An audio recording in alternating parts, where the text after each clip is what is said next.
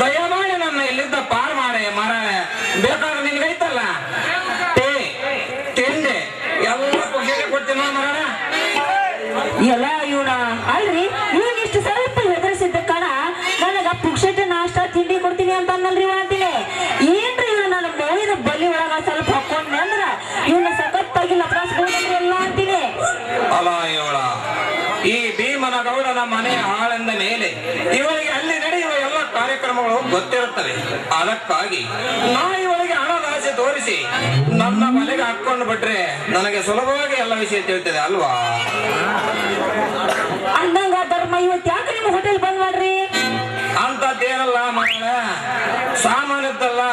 ಅದಕ್ಕೆ ಈಗ ಬಜಾರ್ ಕಡೆಗೆ ಹಂಗ ಅಡ್ಡಾಡ್ಕೊಂತ ಬಂದೆ. ನಮ್ ನಾರಪ್ಪ ನಂಜಪ್ಪ ಆಗ್ಲಿ ಚಿಕ್ಕಳ್ಳಿ ಬಸವರಾಜ್ ಆಗ್ಲಿ ನೈಂಟಿ ಬರ್ತಾರಂತ ನೋಡ್ರಿ. ಮಾತಿರ್ತೀರಿ ಸಾಕು ಬರೀ ಮಾರಾಳೆ ಮಾರಾಳೆ ಮಾರಾಳೆ ಅಂತ ಕರೆಯಕ್ ಹೋಗ್ಬೇಡ್ರಿ ನನ್ನ.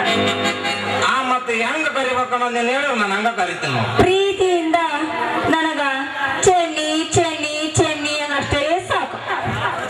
ಹೌದಾ? ನಾನು ನನಗೆ ಏಕವಚನದಲ್ಲಿ ಅದು ಚೆನ್ನಿ ಅಂತ ಕರಿಬೇಕಾ ಪ್ರೀತಿಯಿಂದ? ಸರಿ ಧರ್ಮ, ನಾನು ನಿನ್ನ ಪ್ರೀತಿ ಮಾಡುತ್ತೇನೆ. ಹಾಗಾದ್ರೆ ಮತ್ತೆ ತಡೆಯಾಕ ನಾನು ನಿನ್ನನ್ನು ಪ್ರೀತಿಸುತ್ತೇನೆ. ನಾನು ನಿನ್ನ ಪ್ರೀತಿ ಮಾಡಿದ್ರೆ ನೀನು ನನಗೆ ಏನು ಕೊಡುತ್ತೀಯಾ?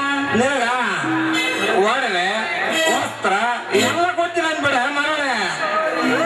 ಮತ್ತೆ ಮರಳಿ ಅಂತೆಲ್ಲ ಅಂತೀನಿ. ಏನು ಮಾಡಲಿ ಮರ, ನಮ್ ಕಡೆ ರೂಢಿ ಆಗ್ಬಿಟ್ಟದ್ ನೋಡ. ಇಲ್ಲಿ ನೀವು ಹೆಂಗ್ ಕರೆದ್ರು ಧರ್ಮ ನನಗೆ ಚಂದನೆ ಹಂಗಾರ. ತಡಿ ಹಂಗಾರ ಲುಂಗಿ ಮ್ಯಾಕ್ ಕಟ್ಕೊಳ್ಳೋಣ. ಅದನ್ಯಾಕ ನೀವು ಮ್ಯಾಕ್ ಕಟ್ಕೊಂತೀರಿ?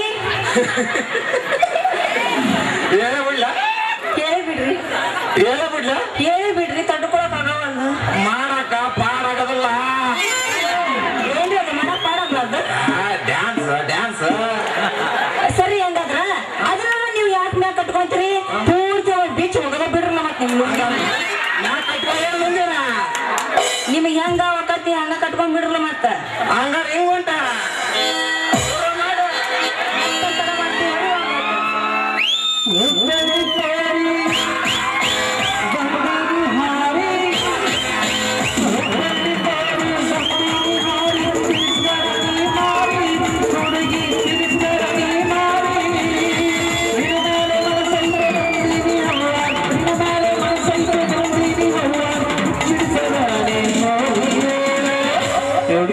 ಏನೋ ಹುಡುಗ ಚುಟ್ಟು ಚುಟ್ಟು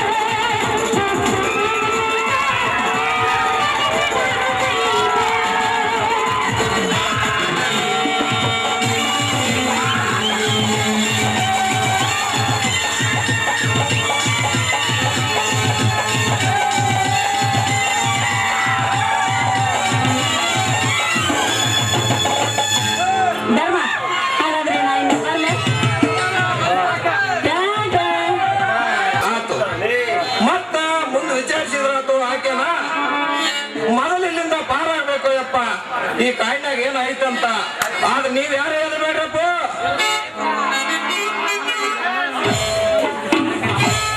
ದೇವ ಮಹಾಮಯ ಮಾತೇಶ, ಈ ದಿನ ಊಟಕ್ಕೆ ಮನೆಯಲ್ಲಿ ಏನೂ ಇಲ್ಲ. ನನ್ನ ಮಗ ಮಾತೇಶ ದುಡಿದು ಬಂದ ಸಂಬಳ ಈ ದಿನ ಬೀಜ ಕಟ್ಟಲಿಕ್ಕೆ ರಮೇಶನಿಗೆ ಸಾಲಿ. ಅಲ್ಲಿ ಬೇರೆ ನಮಗೆ ಈ ದಿನ ಊಟ ಮಾಡಲಿಕ್ಕೆ ಗತಿ ಏನಪ್ಪ? ದೇವರೇ, ದುಡಿದು ಬಂದ ಮಕ್ಕಳು ಹಸು ನೀಗಿಸಬಹುದು, ನಾವು ನೀಗಿಸಬಹುದು ಸ್ವಾಮಿ. ಮಕ್ಕಳನ್ನು ಹೇಗೆ ದೋಚಬೇಕು ಅಂತ ನನಗೆ ಗೊತ್ತಾದ್ರೆ ನನ್ನ ಪರಿಸ್ಥಿತಿ.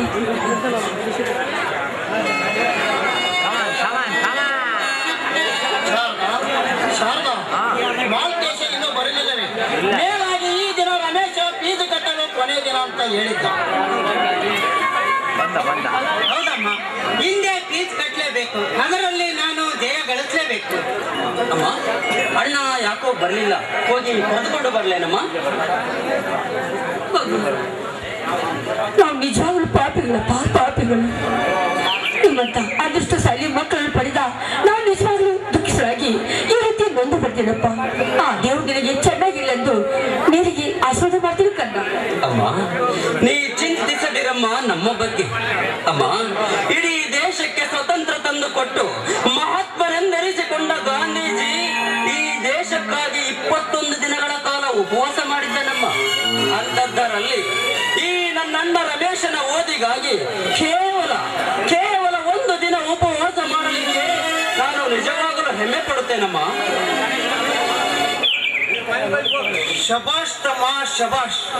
ನಿಜವಾಗಲೂ ನಾನು ಹೆಮ್ಮೆ ಪಡುತ್ತೇನೆ ಈ ನಿನ್ನ ಆದರ್ಶವನ್ನು ನೋಡಿ. ಅಣ್ಣ, ಇದೇನಣ್ಣ ನಿನ್ನ ತಲೆಯಲ್ಲಿ ರಕ್ತ, ಕೈಯಲ್ಲಿ ರಕ್ತ, ಏನಾಯಿತಣ್ಣ? ನಿನಗೆ ಯಾರೇನು ಮಾಡಿದರು? ಹುಚ್ಚಪ್ಪ, ಕೆಲಸ ಮಾಡುವ ಸಮಯದಲ್ಲಿ ಇವೆಲ್ಲ ಸಹಜ, ಅದಕ್ಕೆ ಅಷ್ಟೊಂದು ಗಾಬರಿಯಾಗಿರಪ್ಪ. ಮಾಲ್ತೇಶ, ಏಕಪ್ಪ ಬರುವುದು ಲೇಟ್ ಆಯ್ತು? ಈ ದಿವಸ ಬರುವುದು ಲೇಟ್ ಆಯ್ತಪ್ಪ, ಬಹಳ ಕೆಲಸ ಬಿತ್ತು, ಅದಕ್ಕೆ ಬರುವುದು ಲೇಟ್ ಆಯ್ತು. ಅಮ್ಮ, ತಗೋ ಈ ಅನ್ನವನ್ನು ತಂದೆಗೆ ತಮ್ಮಂದಿರಿಗೆ ಊಟಕ್ಕೆ ನೀಡಮ್ಮ. ಗೌಡರು ನಿಮಗಾಗಿ ಈ ಅನ್ನವನ್ನು ಕೊಟ್ಟಿರುವರಮ್ಮ. ಮಗು, ನೀನು ಊಟ ಮಾಡಿ ಬಂದಿದ್ದೇನಪ್ಪ? ಓ, ನಾನು ಹೊಟ್ಟೆ ತುಂಬ ಊಟ ಮಾಡಿ ಬಂದಿದ್ದೇನಮ್ಮ. ಅಮ್ಮ, ಊಟಕ್ಕೆ ನೀಡಮ್ಮ. ರಮೇಶನಿಗೆ ಅಪ್ಲಿಕೇಶನ್ ಹಾಕಕ್ಕೆ ಲೇಟ್ ಆಗುತ್ತೆ. ಅಣ್ಣ, ಈ ನಿನ್ನ ತಮ್ಮನ ಮೇಲೆ ಆಣೆ ಇಟ್ಟು ಹೇಳಣ್ಣ, ನಾನು ಊಟ ಮಾಡಿದ್ದೇನೆ ಎಂದು ಹೇಳಣ್ಣ. ಯಾಕೆ ಮೌನವಾಗಿ ಬಿಟ್ಟೆ? ಗಿರೀಶ, ನಾನೇನಪ್ಪ ಹಸಿವು ತಡೆದುಕೊಳ್ಳಬಲ್ಲೆ. ನೀವು ಓದುವವರು, ನೀವು ಹೊಟ್ಟೆ ತುಂಬ ಊಟ ಮಾಡಿ. ನನ್ನ ತಂದೆ ತಾಯಿ ತಮ್ಮಂದಿರಿಗೆ ಎಂದು ಸುಳ್ಳು ಹೇಳಿದ್ದೇನಪ್ಪ. ಅಣ್ಣ, ಇಷ್ಟ ಏನಣ್ಣ ನೀನು ನಮ್ಮನ್ನು ಅರ್ಥ ಮಾಡಿಕೊಂಡಿರುವುದು? ಅಣ್ಣ, ನಮಗಾಗಿ ದುಡಿಯುವವನೇ ನೀನು ಎಂದ ಮೇಲೆ ಈ ಅನ್ನ ನಾವು ಉಂಡು ನಿನ್ನನ್ನು ಉಪವಾಸ ಬಿಡುವಂತ ನೀಚರು ಎಂದು ನೀನು ನಮ್ಮನ್ನು. ಹಾಗಲ್ಲ ಗಿರೀಶ, ಮನುಷ್ಯನಾದ ಮೇಲೆ ಒಬ್ಬರು ಒಂದೊಂದು ರೀತಿಯಲ್ಲಿ ತ್ಯಾಗ ಮನೋಭಾವನೆ ಬೆಳೆಸಿಕೊಳ್ಳಬೇಕಪ್ಪ. ಗಿರೀಶ, ಈ ನಮ್ಮ ದೇಶಕ್ಕಾಗಿ ತ್ಯಾಗಿಯಾದ ಮಹಾತ್ಮ ಗಾಂಧೀಜಿ, ಈ ನಮ್ಮ ನಾಡಿಗಾಗಿ ತ್ಯಾಗಿಯಾದ ಕಿತ್ತೂರು ರಾಣಿ ಚೆನ್ನಮ್ಮ, ಬೆಳವಡಿ ಮಲ್ಲಮ್ಮ, ಒನಕೆ ಓಬವ್ವ, ಕನ್ನಡಕ್ಕಾಗಿ ತ್ಯಾಗಿಯಾದ ನಟ ಸಾರ್ವಭೌಮ, ಕರ್ನಾಟಕ ರತ್ನ ಡಾಕ್ಟರ್ ರಾಜಕುಮಾರ್ ಮತ್ತು ಕುವೆಂಪು, ಸತ್ಯಕ್ಕಾಗಿ ತ್ಯಾಗಿಯಾದ ಸತ್ಯ ಹರಿಶ್ಚಂದ್ರ, ಹರಿಜನರಿಗಾಗಿ ತ್ಯಾಗಿಯಾದ ಡಾಕ್ಟರ್ BR ಅಂಬೇಡ್ಕರ್, ನಮ್ಮನನ್ನು ಸಾಕಿ ಸಲುವಲು ತ್ಯಾಗಿಯಾದಳು ಈ ನಮ್ಮ ಎತ್ತ ತಾಯಿ. ಅಂತದರಲ್ಲಿ ಈ ತಾಯಿ ಮತ್ತು ತಮ್ಮಂದಿರಿಗೆ ಒಪ್ಪತ್ತಿನ ಕೂಲಿಗೆ ನಾನು ತ್ಯಾಗಿಯಾಗದಿದ್ದರೆ ತಪ್ಪಾಗುವುದಿಲ್ಲ ಗಿರೀಶ. ಅಣ್ಣ, ನೀನು ಊಟ ಮಾಡದಿದ್ರೆ ನಾನು ಊಟನೇ ಮಾಡೋದಿಲ್ಲ ಅಣ್ಣ. ಆಯ್ತಪ್ಪ, ನಾನು ಊಟ ಮಾಡುತ್ತೇನೆ. ಅಮ್ಮ, ನಮ್ಮೆಲ್ಲರಿಗೂ ಊಟ ಬಿಡಿಸಮ್ಮ, ಜೊತೆಗೆ ನೀನು ಊಟ ಮಾಡಮ್ಮ. ಆಯ್ತಪ್ಪ, ಕೂತ್ಕೊಳ್ಳಿ.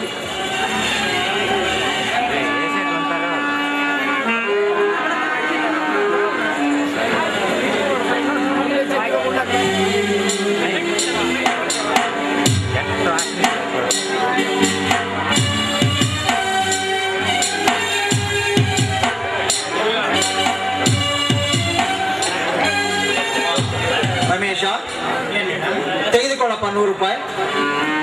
ಎಲ್ಲ ಫಾರಂ ಸರಿಯಾಗಿ ತುಂಬಿರುವೆ ತಾನೆ?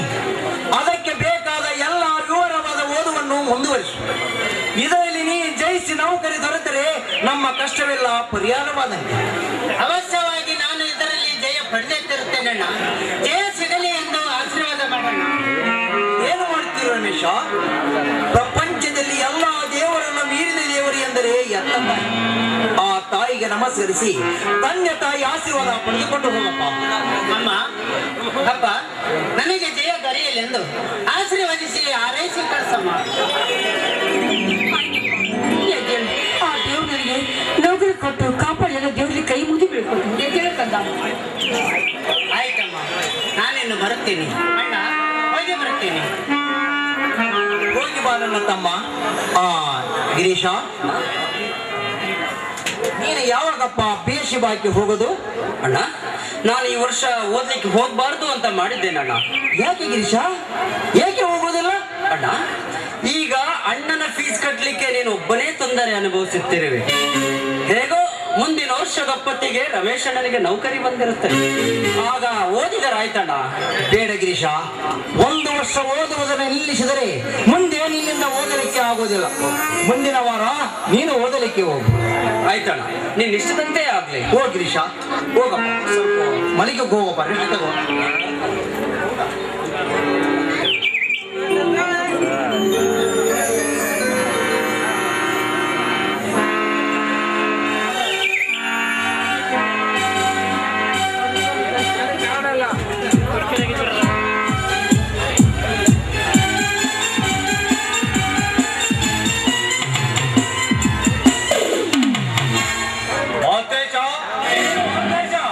ಏನ್ ಗೌಡ್ರಿ, ಏಕೋ ಬಹಳ ಅವಸರದಲ್ಲಿ ಬಂದಿರಲ್ಲ? ಹೇಳಿ ಕಳಿಸಿದ್ರೆ ನಾನೇ ಬರ್ತಿದ್ನಲ್ಲ ಗೌಡ್ರಿ. ಅವಕಾಶ, ನೀನು ತಿಳಿದವನು, ಓದಿದವನು ಅಂತ ತಿಳಿದೆ, ನಿನ್ನನ್ನು ನಂಬಿದೆ. ಆದರೆ ಇಂಥ ಮನೆಯಾಳ ಕೆಲಸವೆಂತ ಅಂತ ಮಾಡಿರುವೆ ಅಂತ ನಾನೆಂದು ಭಾವಿಸುತ್ತಿರಲಿಲ್ಲ. ಅಂದರೆ ನನ್ನಿಂದ ಏನು ತಪ್ಪಾಗಿದೆ ಗೌಡ್ರಿ? ಏನಾಯ್ತು? ನನ್ನ ಮರ್ಯಾದೆ ಬರೀ ಗತಿ ಇಲ್ಲದಂತಾಯ್ತು. ಏನಾಯ್ತು ಅನ್ನೋದಾದ್ರೆ ಒಂದ್ ಸ್ವಲ್ಪ ಹೇಳ್ರಿ ಗೌಡ್ರಿ. ಶಾಂತಪ್ಪ, ಈ ನಿಮ್ಮ ದರಿದ್ರ ಮಗ ಏನು ಮಾಡಿದ್ದಾನೆ ಗೊತ್ತೇ? ಈ ದಿವಸ ನಮ್ಮ ಮನೆಗೆ ಯಾರ ಬರುವವರಿದ್ದಾರೆಂದು ಊಟ ಮಾಡಿಸಿದ್ದೆ. ಅದನ್ನು ಈ ಮನೆಯಾಳ ನಿಮ್ಮ ಮಗ ಕದ್ದು ತಂದಿದ್ದಾನೆ. 4 ಜನ ಬಂದಾಗ ಊಟ ನೋಡಿದರೂ ಸ್ವಲ್ಪವೂ ಇಲ್ಲ. ಅದರಲ್ಲಿ ಅವರೆಲ್ಲರೂ ನನ್ನನ್ನು ಹೀಯಾಳಿಸುವುದು. ನಾನೊಬ್ಬ ಹಾಗಬ್ಬ ಶ್ರೀಮಂತನಾದರೂ ಕೂಡ 4 ಜನರ ಎದುರಿಗೆ ತಲೆ ತಗ್ಗಿಸುವಂತಾಯಿತು ಈ ನಿಮ್ಮ ಮಗ ಮಾಡಿದ ಮಹಾನ್ ಕಾರ್ಯಕ್ಕಾಗಿ. ಈ ತಂದೆ ಅಣ್ಣ ಕಂಡು ಬಂದೇನಪ್ಪ. ನಾನು ನಿನ್ನ ಮಗನಮ್ಮ. ಅನ್ನವನ್ನು ಕದಿಯುವಂತ ಮೂರ್ಖ ನಾನಲ್ಲವಮ್ಮ, ನಾನಲ್ಲ. ಅಂದರೆ ನನಗೆ ಹುಚ್ಚಿಡಿದ್ರು ಅಂತ ತಿಳಿದುಕೊಂಡಿರುವೇನೋ? ಸುಮ್ಮನೆ ಬಂದು ಹೇಳಲಿಕ್ಕೆ. ಶಾಂತಪ್ಪ, ನಿಮ್ಮಂತವರ ಉದರದಲ್ಲಿ ಇಂಥ ಕೀಳು ಮಗ ಹುಟ್ಟುವನೆಂದು ನಾನೆಂದು ಭಾವಿಸುತ್ತಿರಲಿಲ್ಲ. ನೀನಂತ ಮಗನಿಗೆ ಅನ್ನ ಕಲಿಯುವಂತ ಅವ್ಯಾಕೆ? ಅಪ್ಪ, ಹೊಡಿಯಪ್ಪ. ನೀನು ಹೊಡೆದರೆಂದರೆ ನನಗೆ ಕೋಪವಿಲ್ಲ. ಆದರೆ ನಾನು ದೇವರಾಣಿಗೂ ಅನ್ನವನ್ನು ಕತ್ತಿಲ್ಲವಪ್ಪ. ನಿನ್ನ ಕಾಲಿಗೆ ಬಿದ್ದು ಬೇಳಿಕೊಳ್ಳುತ್ತೇನೆ. ಇದರಲ್ಲೇನೋ ಮೋಸವಿದೆಯಪ್ಪ, ಮೋಸವಿದೆ. ಅಪ್ಪ, ನಿಲ್ಲಿಸಿರೆ ಹೊಡೆಯುವುದನ್ನು. ಯಾರೋ ಬಂದು ಏನೋ ಹೇಳಿದ್ರು ಅಂತ ಸ್ವಂತ ಮಗನನ್ನೇ ಹೊಡೆಯುವೆಯಲ್ಲಪ್ಪ. ಅಪ್ಪ, ಇದೆಲ್ಲ ಈ ಕಟುಕ ಗೌಡ ಕಟ್ಟಿದ ಕಟ್ಟು ಕಥೆಯಪ್ಪ, ಕಟ್ಟು ಕಥೆ. ಬರೀ ನಿಮ್ಮೆದುರಿಗೆ ಹೇಗೆ ಇಡೀ ಈ ಸಮಾಜಕ್ಕೆ ಸಾರಿ ಹೇಳುತ್ತೇನೆ, ಈ ನನ್ನ ಅಣ್ಣ ಕೀಳು ಮಟ್ಟದವನಲ್ಲ ಎಂದು. ಅಪ್ಪ, ನನ್ನಣ್ಣನಿರುವ ಸ್ಥಾನ ದೇವರ ಜಾಗ, ಈ ಲೋಕಗೌಡನಿರುವ ಜಾಗ, ಈ ಚಪ್ಪಲಿ ಬಿಡುವ ಜಾಗ. ಹಾಗೆಲ್ಲ ಮಾತನಾಡಬಾರ್ದಪ್ಪ. ಅವರು ಶ್ರೀಮಂತರಪ್ಪ, ಶ್ರೀಮಂತರು. ಅಣ್ಣ, ಅವರ ಶ್ರೀಮಂತಿಕೆ ನಿನ್ನ ಮೈಯೊಳಗಿರುವ ಒಂದು ಕೂದಲಿನ ಸಮಾನ. ಶ್ರೀಮಂತರಂತೆ ಶ್ರೀಮಂತರು. ಅಲ್ಲಿ ಬಂದ ಅತಿಥಿಗಳಿಗೆ ಹಳಸಿದ ಅನ್ನ ನೀಡ್ತೀರ ನೀವು? ನನ್ನ ಅಣ್ಣ ತಂದ ಅನ್ನ ಹಳಸಿತ್ತು ಅಂತ ನಾಯಿಗೆ ಸದ ಹಾಗೆ ಎಸದ ನೀಚರು ನೀವು. ಮತ್ತೆ ನಮ್ಮ ಅಣ್ಣನಿಗೆ ಅಪವಾದದ ಹೊರೆ ಹೊರಿಸಲು ಬಂದಿರುವಿರೇನು? ನೀವು ಸುಮ್ಮನಿರಪ್ಪ ಗೌಡ್ರಿ. ಅವನು ಏನಾರಿಯದ ಹುಡುಗ, ದಯಮಾಡಿ ಕ್ಷಮಿಸಿರಿ ಗೌಡ್ರಿ. ಶಾಂತಪ್ಪ, ಇನ್ನು ಮುಂದೆ ಅವ್ರು ನಿನ್ನ ಮಗನಿಗೆ ಬುದ್ಧಿ ಹೇಳು. ಆಯ್ತು ಗೌಡ್ರಿ.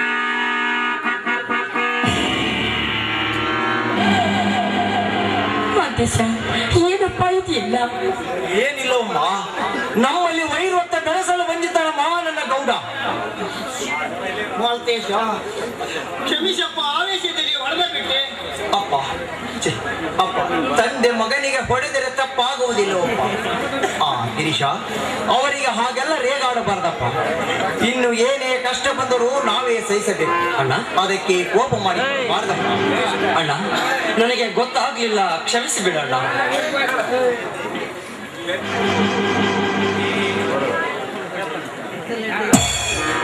ಗಿರೀಶ, ಇದೇನಪ್ಪ?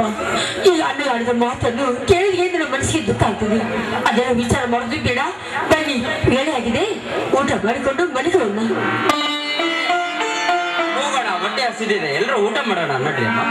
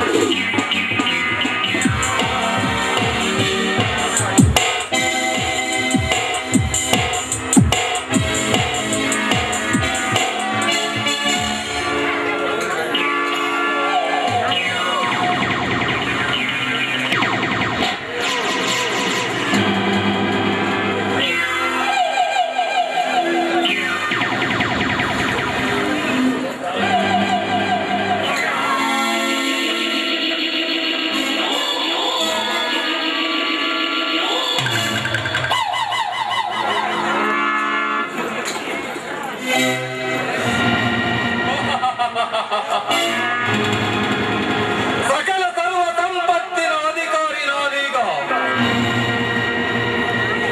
ಆದರೆ ಇದೇ 20 ವರ್ಷದ ಕೆಳಗೆ ನಾನು ಏನು ಇಲ್ಲದ ತಿರುಬೋಗಿಯಾಗಿದ್ದೆ. ಈಗ ಆಚೆಯಂತೆ ನಾನಾದರೂ ಮಹಾಶ್ರೀಮಂತ. ಆದರೆ ಈ ನಮ್ಮ ಮನೆಯಲ್ಲಿ ಕೈಯಾಡಕ್ಕಿರ್ತಕ್ಕಂಥ ಮಾಲ್ತೇಶ್ ಅವರ ತಮ್ಮನನ್ನು ಚೆನ್ನಾಗಿ ಓದಿಸಿ ಅವರನ್ನು ಮುಂದೆ ತಂದು ನನಗಿಂತಲೂ ಶ್ರೀಮಂತನಾಗುವ ತಿರುಕನ ಕನಸು ಕಾಣುತ್ತಿದ್ದಾನೆ ಆ ತಿರುಬೋಕಿ ನನ್ನ ಮಗ. ಅದನ್ನು ನಾನು ಎಂದು ಮುಂದುವರಿಯಲು ಬರಬಾರದು. ಏಕೆಂದರೆ ಇವರನ್ನೇ ಮುಂದುವರಿಯಲು ಬಿಟ್ಟರೆ ನಮ್ಮನ್ನೇ ಸೆರೆ ಬಡಿಯುವರು ಈ ಮೂರ್ಖರು.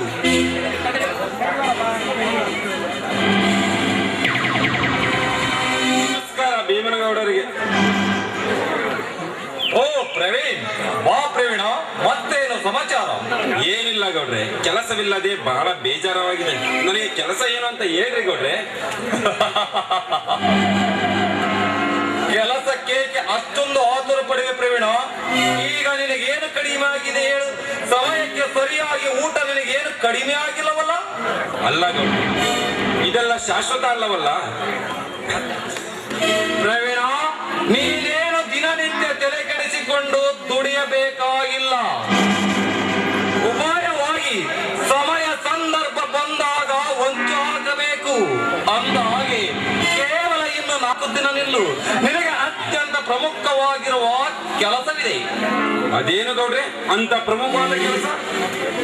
ಪ್ರವೀಣ, ಈ ಊರಿನ ಬಡ ಜನರಿಗೆ ಸರ್ಕಾರ ಲಕ್ಷಾಂತರ ರೂಪಾಯಿ ಜಮೀನನ್ನು ಮನೆ ಕಟ್ಟಲಿಕ್ಕೆ ನೀಡಿದೆ.